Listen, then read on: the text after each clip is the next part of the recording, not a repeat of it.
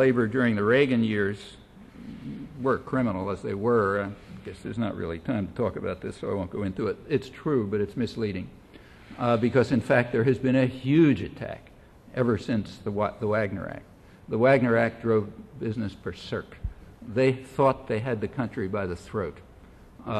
Woodrow Wilson's Red Scare smashed up the unions, threw the leading union leader, Eugene Debs, into jail for daring to raise some questions about the Second World War as a free country, remember.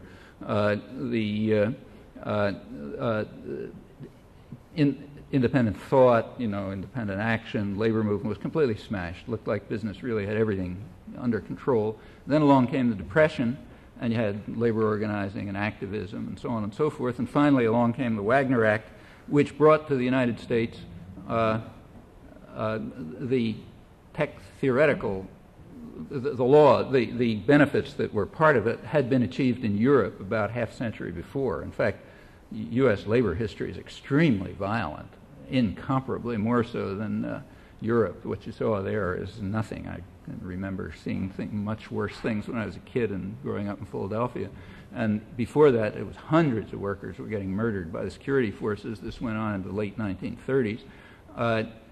Nothing like it in Europe. In fact, the right-wing European press was appalled by the treatment of American workers right through the early part of the century. This is a business-run society, and it shows.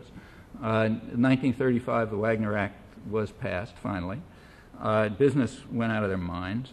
The National Association of Manufacturers literature warned about what they called the hazard facing industrialists due to the rising political power of the masses.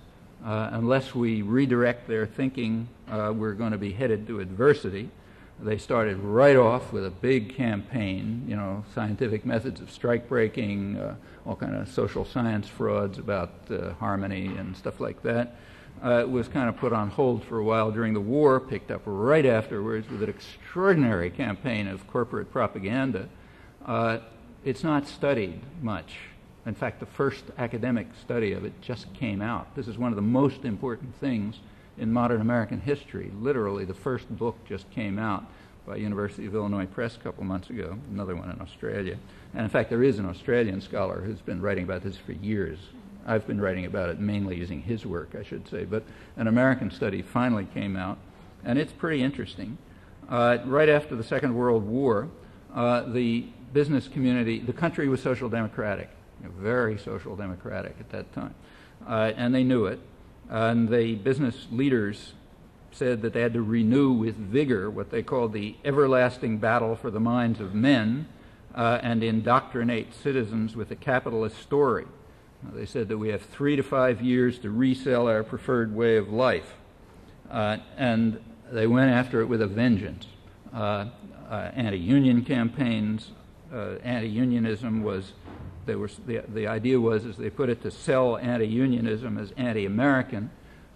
Huge campaigns were undertaken, the sort of, we versus them. There's us as the sober working man and the housewife and the corporate executive slaving away for everyone's benefit. And they are those outsiders, the strikers, who are coming to try to disrupt their harmony. There was huge business about this.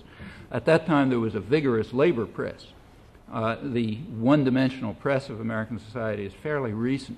There were about 800 labor newspapers back in the 1950s with tens of millions of people reading them. They were condemning the corporate media, as they put it, for damning labor at every opportunity, while carefully glossing over the sins of the banking and industrial magnates who really control the nation. That had to be destroyed, of course, and the reason is that truth is subversive. It's anti-American, and has to be eliminated, and it was destroyed with a tremendous power play. This covered everything from the entertainment industry to the corporate media to the schools and so on. Billions of dollars a year were devoted to this, taking over schools, churches, recreational activities, anything you can think about. The corporate media, of course, are right in the center of it. The films were quite important, commercial films as well as propaganda films. Propaganda films were reaching 20 to 30, business propaganda was reaching 20 to 30 million people a year in the early 50s. Business was providing about a third of all school materials. This was not a small thing. On top of that, there's the whole commercial industry. Like, the standard depiction of unions in the movies is sort of Marlon Brando on the waterfront. Tough working class Joe stands up against union bosses, and because that's and unions, in fact, were portrayed as something that the workers have to fight against, just as people have to be liberated to leave New York. Workers had to be freed from the oppression of the unions, and a huge amount of energy and effort was put into this. It was pretty successful.